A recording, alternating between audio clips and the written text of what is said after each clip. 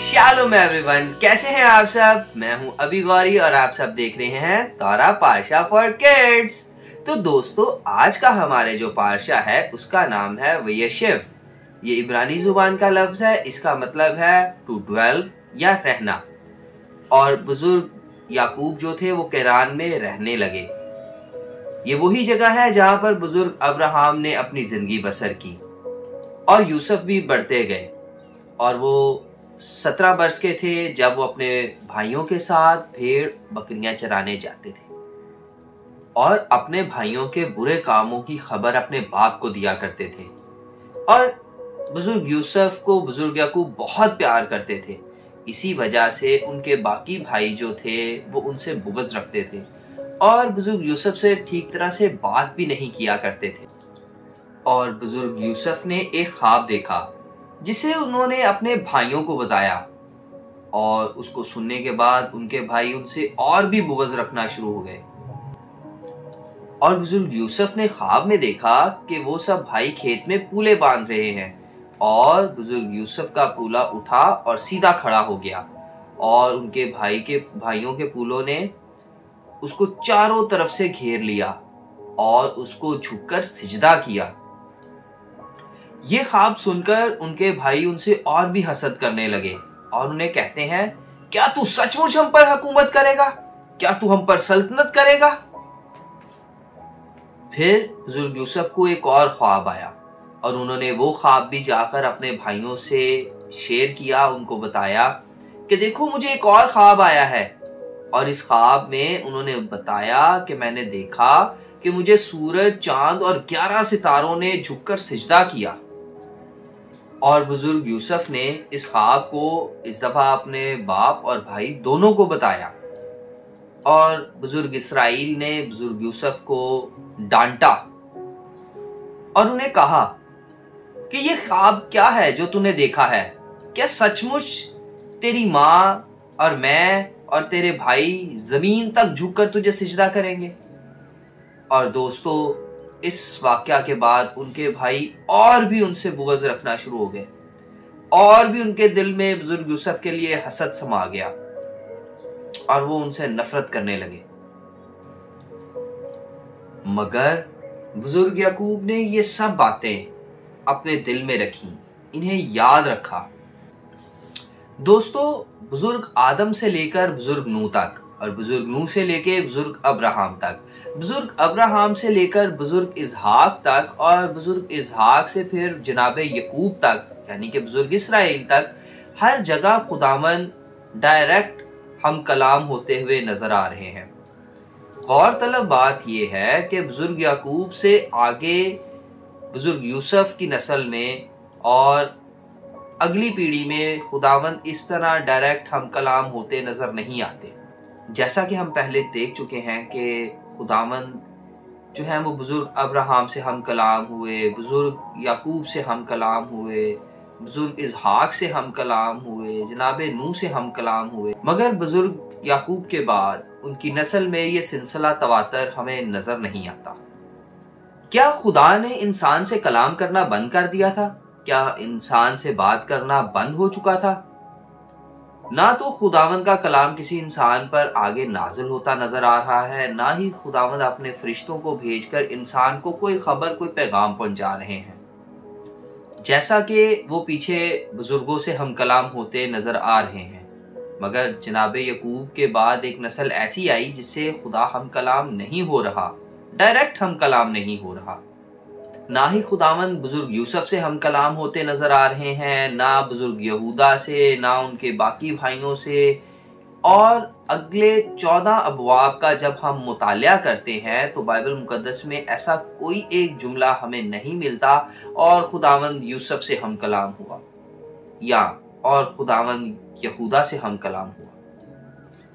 तो दोस्तों, यहाँ खुदावंद हमें खामोश नजर आते हैं और वो जनाबे यूसुफ और उनके भाइयों से बात करते नजर नहीं आते।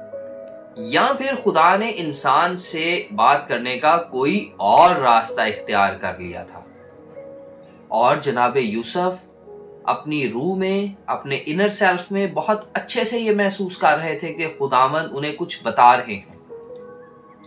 اور خداوند بزرگ یوسف پر بنا ظاہر ہوئے، بنا ان سے ڈائریکٹ ہم کلام ہوئے، ان کو آنے والا وقت بتا رہے تھے۔ اس کا مطلب ہے کہ خداوند جناب یوسف سے ہم کلام ہوئے بنا بھی ان سے بات کر رہے تھے۔ دوستو، جب بزرگ یوسف نے خواب اپنے بھائیوں کو بتائے تو انہوں نے دل میں ان سے حسد رکھا، لیکن جب انہوں نے خواب اپنے باپ کو بتایا تو بزرگ اسرائیل نے ان کو ڈانٹا تو صحیح، مگر لکھا ہے اس بات کو انہوں نے اپنے دل میں رکھا، کیونکہ بزرگ یعقوب اپنی زندگی میں ایسے واقعات سے گزر چکے تھے۔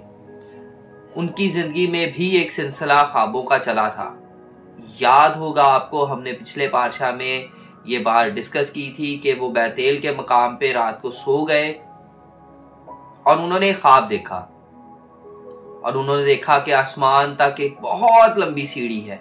تو بزرگ یعقوب نے جو وہ خواب دیکھا، اور اس کے علاوہ بھی انہوں نے اور کئی خواب دیکھے جو ان کی زندگی میں پورے بھی ہوئے، تو وہ جانتے تھے کہ خداوند خواب کے ذریعے سے بھی بات کرتا ہے، اس لیے انہوں نے اس بات کو اپنے دل میں رکھا۔ لیکن دوستو، جناب یوسف نے جس لہجے، جس انداز سے ان خوابوں کو بیان کرنے کی کوشش کی، بزرگ یعقوب نے دراصل اس بات پر ان کو ڈانٹا، کیونکہ وہ طریقہ شاید درست نہیں تھا، ان کا ایکسپلین کرنا ٹھیک نہیں تھا۔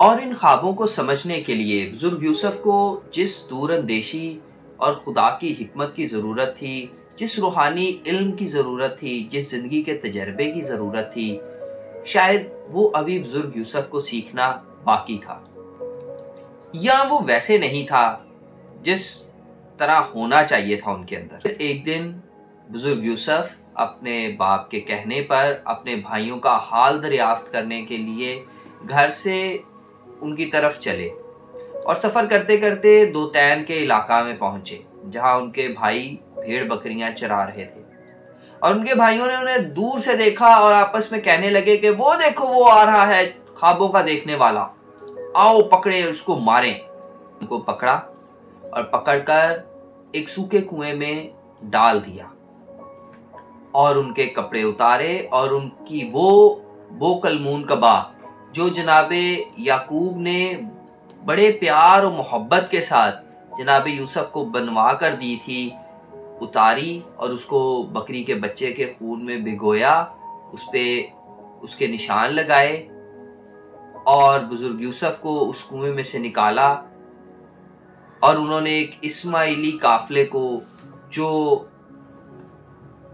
جلاد سے آ رہا تھا، بزرگ یوسف کو ان کے آگے 20 چاندی کے سکوں کی خاطر بیچ دیا، اور اپنے باپ کو ان کے وہ کپڑے جو انہوں نے بکری کے خون میں بھگوئے تھے جا کر دیے، اور انہیں کہا کہ یہ ہمیں راستے میں پڑے ملے تھے، لگتا ہے کہ یوسف کو جو ہے وہ کوئی جنگلی جانور، کوئی درندہ پھاڑ کر کھا گیا، تو پہچان تو صحیح، کیا یہ تیرے بیٹے کے کپڑے ہیں؟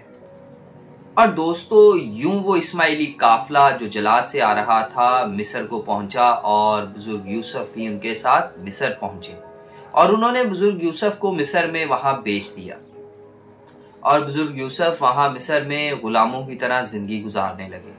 مگر خداوند نے ان پر اپنی کرم کی نگاہ کی اور ان کو برکت بخشی، اور وہ جو کام کرتے تھے اس میں اقبال مند ہوتے تھے۔ اس طرح بزرگ یوسف کے مالک کی ان پر کرم کی نظر رہی۔ پھر وقت گزرتا گیا، اور ایک دن بزرگ یوسف ایک الزام کے تحت جیل چلے گئے، اور ان کو جیل خانہ میں ڈال دیا گیا۔ وہاں پر وہ جیل میں قیدیوں کی زندگی گزارنے لگے، قید خانہ میں رہے۔ ایک دن 2 لوگوں نے جیل میں خواب دیکھا، اور وہ بڑے پریشان تھے۔ جناب یوسف نے ان سے پوچھا کہ ارے بھائی، تم کیوں پریشان ہو؟ تو انہوں نے کہا کہ ہم نے خواب دیکھا اور تعبیر کرنے والا کوئی نہیں، اور جناب یوسف نے ان دونوں کے خوابوں کی تعبیر کی۔ اور دوستو، پھر ایسا ہوا کہ فرعون نے بھی 2 خواب دیکھے، اور بزرگ یوسف ان خوابوں کی تعبیر کرنے کے لیے فرعون کے محل میں بلائے گئے۔ और यहाँ बुजुर्ग यूसुफ फिरौन से कहते हैं कि खुदावंद ही फिरौन को तसल्ली बख्श जवाब दे। मगर देखने की बात यह है कि यहाँ खुदावंद तो जवाब देते नजर नहीं आ रहे, बल्कि बुजुर्ग यूसुफ जवाब दे रहे हैं।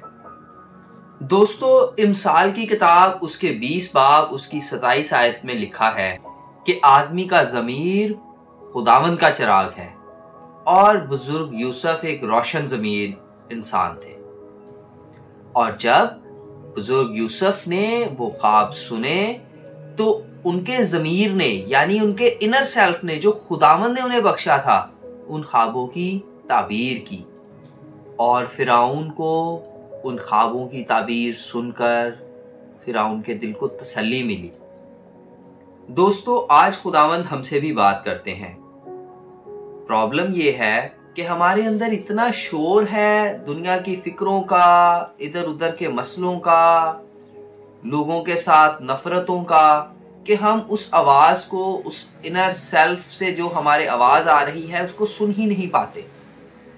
वो आवाज जो हमारा ज़मीर हमें दे रहा है, हम उसको सुन ही नहीं पाते, क्योंकि ज़मीर खुदा का चिराग है। तो एक्चुअली खुदा हमारे अंदर से बोलता है। जब हम कोई बात गलत करते हैं तो हमारा ज़मीर हमें अंदर से मलामत करता है, पर हम उस मलामत की आवाज को सुन ही नहीं पाते। हम खुदा की आवाज को सुन ही नहीं पाते।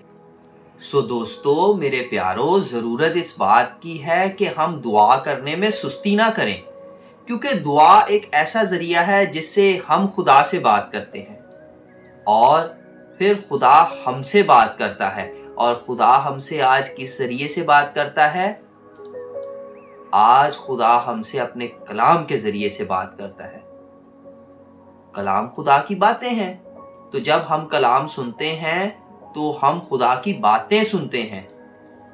तो हमें दुआ करने में सुस्ती नहीं करनी चाहिए और खुदावंद के कलाम पर अमल करना चाहिए। खुदा के कलाम को सुनना चाहिए ताकि हम खुदा की आवाज को सुन सकें, जान सकें कि खुदावंद हमसे क्या चाहते हैं, हमें क्या कहना चाह रहे हैं। खुदावंद आज अपने कलाम के जरिया से आपसे बात कर रहा है। जरूरत इस बात की है कि हमें खुदा की आवाज को सुनने की कोशिश करनी है, हमें खुदा के कलाम को सुनने की कोशिश करनी है। खुदावंद आज भी हमसे बोलता है। तो दोस्तों, ये था आज का पारशा। फिर मुलाकात होगी एक नए पारशा के साथ, एक नई वीडियो के साथ। तब तक के लिए शालोम।